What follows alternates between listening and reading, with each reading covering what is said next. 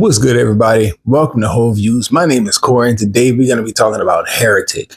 Question for today's video is, what was your personal takeaway from this movie?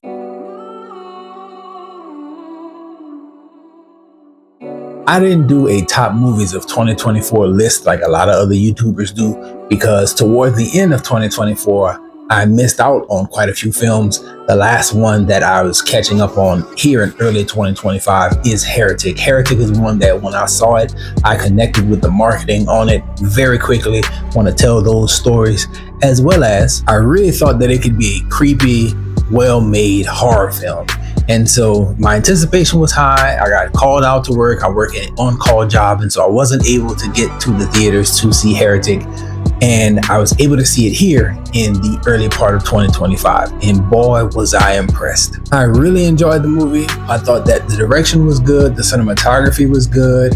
All the performances were very nice. The movie presents itself and is marketed as a horror, but is actually more of a mystery and a cat and mouse type of game. I really enjoyed everything the movie had to say about theology and religion. Now, if you follow my channel and you watch all the videos, then you know that I am a Christian and I do believe in Jesus and I practice what I preach for the most part when it comes to my belief system. Like, I let it guide me in all phases of life.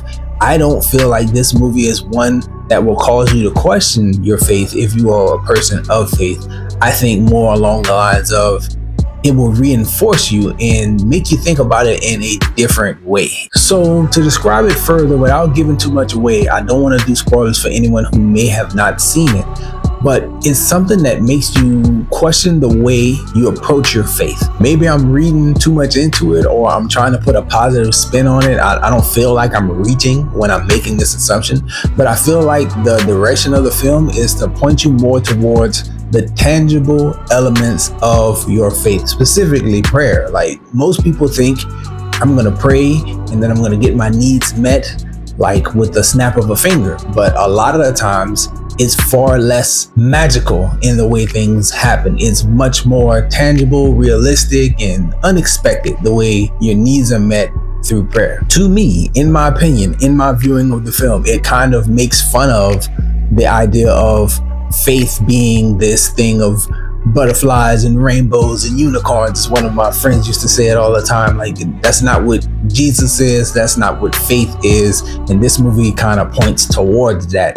To me, almost every element of the film I was pleased with. When you look in the categories in the description, I go through and talk about, visual, story, pace, entertainment value. I think it achieves the goals that it set out to reach because it's marketed as a horror, and you do have a few jump scares and some scary moments, creepy, unsettling moments throughout. So overall, I feel like the movie is good. Now, stepping aside from the movie and talking about this movie from a more personal standpoint, I have two really personal connections to the film. So before I saw the movie, I just thought that it was two girls knocking on doors trying to spread their faith. I didn't know that it was connected to the Mormon faith. I didn't know that these were like appointments that they set.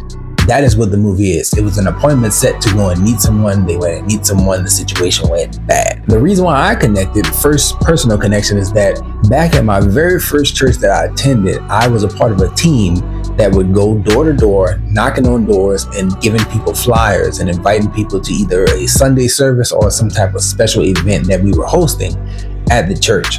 Now, I don't really feel like we went out on that many walks. I think we only did maybe 3, something like Christmas, Easter, Mother's Day, something like that. But I did have a walking buddy. It was Miss McDowell. Me and Miss McDowell went out, I know for certain, at least 2 times.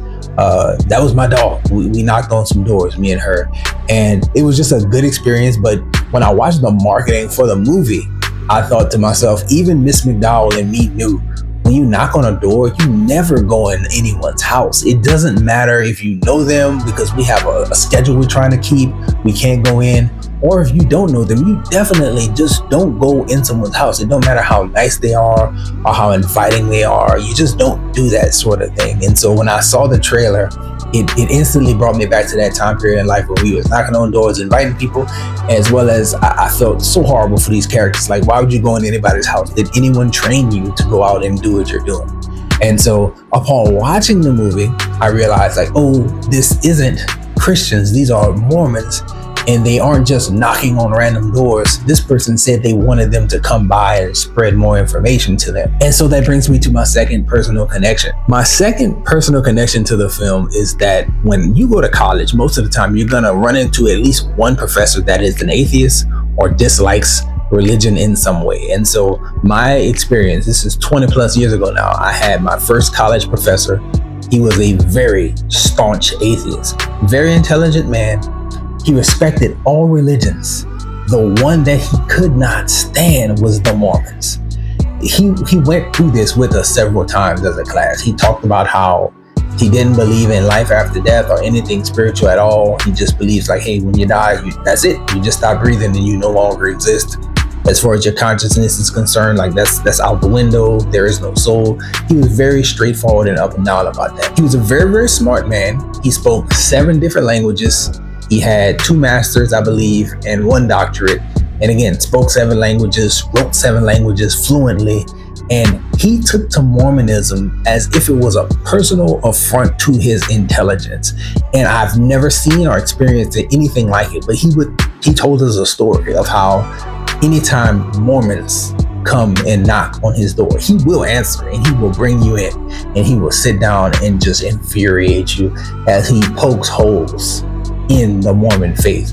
And I think that's one thing that the movie does a little bit, pokes holes in people's faiths. But some of the characters in the film have the wit and the wherewithal to stand up to that. And I really enjoyed that, as well as going back to the real life experience. I think that this is a rough word to use, but I think this guy preyed on the idea that these people here in front of me are unintelligent. Like he really felt disrespected by the idea that Brigham Young was a 3rd grade level educated person, but he could read hieroglyphics. He harped on that and talked about that, and he would find joy in infuriating Mormons. And so watching the movie and realizing that what was going on, I was like, oh, this guy is my college professor. He did this to people back in Louisiana years ago. And it was just strange to see it kind of play out in a similar fashion, but I was actually quite pleased with the fact that one of the characters knew enough to like, hey, no, we're gonna stand up. The apologetics is very necessary for anybody going out speaking about their faith. But it was cool to see that person stand up to the smarter person in the room. So I enjoyed the movie. Some people don't want to see it because of the idea that they poke holes in faiths and stuff like that, but I don't think it's that bad of a thing, especially the way that one character stood up to all his disrespect of their faith. So those are my thoughts on it. You know, let me know your thoughts on the film and what did you take away from Heretic if you got a chance to watch it. That's all I have for this one, y'all. Enjoy yourself, guard your heart, go watch something good.